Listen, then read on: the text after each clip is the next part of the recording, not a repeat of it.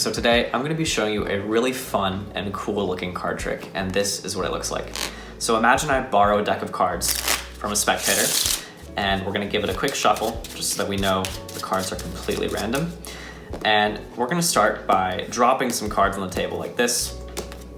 And I'd like you to go ahead and call out stop at any point. Let's say they say stop right here. So I ask them, do they want the card that's in my hand or do they want the card on the table? Let's say they want the card in my hand. So, okay, go ahead and take a look at the card. Please go ahead and remember this the best that you can.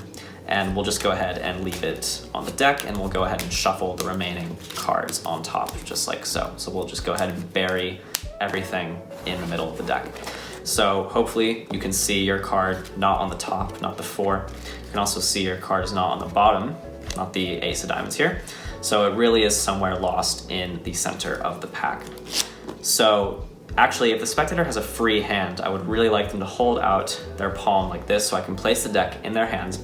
I'll tell them to square it up the best that they can and then place their other hand on top, just like this.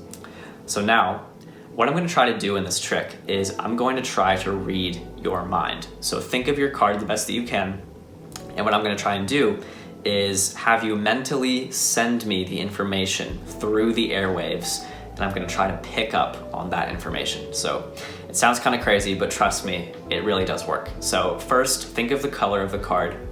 Let's say they try and send it to me, okay. All right, I'm getting it's a red card, and now send me the suit. Okay, I'm getting, it's a heart. Interesting. Now the value is always the hardest part. So first I'll determine whether it's an even or odd value. I think, okay, it's an odd value, so that helps. It's tricky because it's not too low, but it's not too high either. I think it's dead on in the middle, I think. I think you might have chosen a 7, correct? I think you chose the 7 of hearts. So I was able to read your mind, and that's amazing, but we actually need to find your card still. So what if I told you I can make this trick even better by finding the card that's in the deck that is currently in your hands? And I'm not going to touch the deck. So I'm just going to snap my fingers, and I tell them, lift up their hand from the deck that they've been holding onto this entire time. And I tell them to look through the cards. So I spread through the cards, and they find none other than their card, the 7 of hearts, as the only card facing up in the deck. And that is the trick, guys. So I really hope that you guys enjoyed this one. And if you did, be sure to stick around for the tutorial. All right, guys, so here's the tutorial for the trick that you just saw. So like I said, this is actually a really fun and cool card trick to perform. I really enjoy doing this trick because of how simple it is to perform, and also the fact that you can do it with a borrowed deck of cards is super, super helpful as well, because it means you can do it anytime, anywhere. So without further ado, let's get into how this works. So we can take a deck of cards, completely shuffle it. Doesn't even need to be a complete deck. It can be missing cards.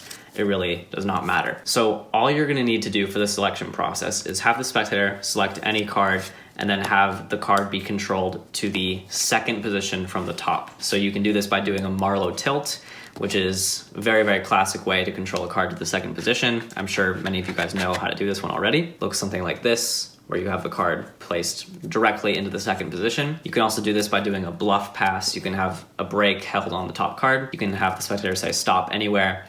Pretend like you're lifting up half the cards, but you're really only lifting up one card. Have the card get placed back by the spectator, and then slap the rest of the cards back on top. But in reality, it's only the second card. So there's a ton of ways to do this. The way that I did it in the performance, I've actually taught this control before, so I'll link a video to that up here, just so I can save some time in this video. But once you have the card controlled to the second position, then you're all set. So in this case, we'll pretend like the 4 of spades is the selection. Once you have the card controlled, all you really need to do is show that the card is not on the top or the bottom of the deck. This is helpful for 2 reasons.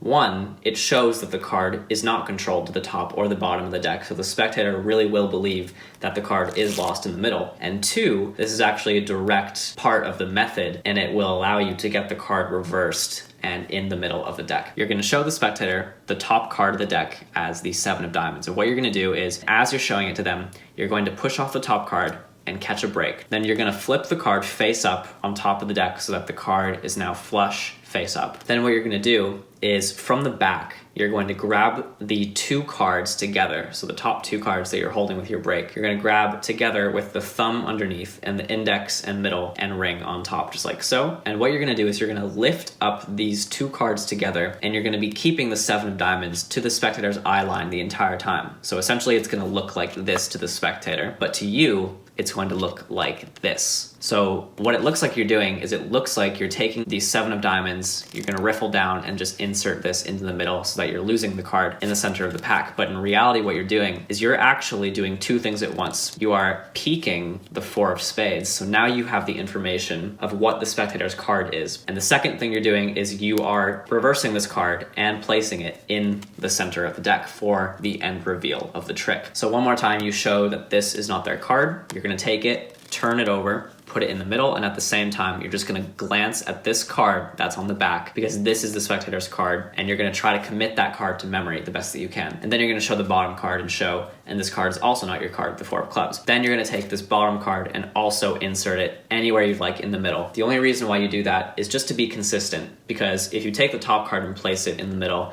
and then you just show the bottom card, but then don't place it back in the middle, it will seem kind of off. So just show the top card, boom, put it in the middle, bottom card, put it in the middle. And then what I like to do is I like to spread through the entire deck, just like this, to the spectator. But then when I get towards this 4 of spades in the middle, I'm going to block push. What I mean by that is I'm going to take a bunch of cards with my thumb and push them over as a block. What that will do is it will conceal that 4 of spades from being seen from either side. So to the spectator's point of view, it would look something like this. They're just gonna see a bunch of face-up cards. They're not gonna be able to see that 4 of spades whatsoever. And then I like to do this block push thing again, but I like to do it when the deck is face down. The main reason that I do it again face down is for this really nice convincer here, right before I place the deck in the spectator's hands. So I spread the deck out like this. I have the spectator look at this image for a second. At the same time, I'm gonna ask them the question, do you have a free hand by any chance? Because I'd like you to hold out your palm just like this. And then what I'm gonna do is I'm gonna place this messy, spread out deck